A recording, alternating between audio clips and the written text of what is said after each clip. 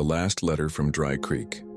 In the quiet hills of Dry Creek, Missouri, where the sycamores bend with the wind and the soil remembers every boot that ever walked it, lived a boy named James Jimmy Callahan. He was the kind of kid who could fix a tractor with a pocket knife and charm a church crowd with a banjo tune, raised by his grandfather, a Korean War vet.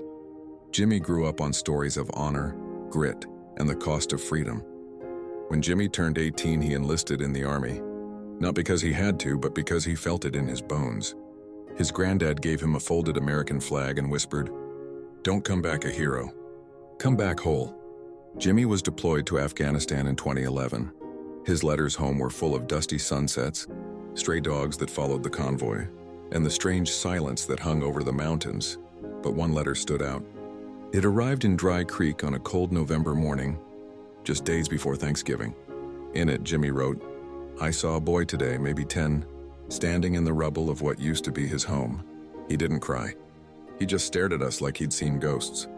I gave him my last protein bar and he nodded like we'd made a deal. I don't know what kind of world he'll grow up in, but I hope it's one where he can play in the dirt without hearing bombs." That letter was the last one. On December 3rd, Jimmy's convoy hit an IED. He was the only one who didn't make it. The Army sent his body home wrapped in the same flag his granddad gave him. The town of Dry Creek shut down for his funeral. Farmers parked their tractors along the road. Kids held handmade signs. Veterans saluted as the hearse passed by. But Jimmy's story didn't end there. His granddad took that last letter and framed it in the church foyer.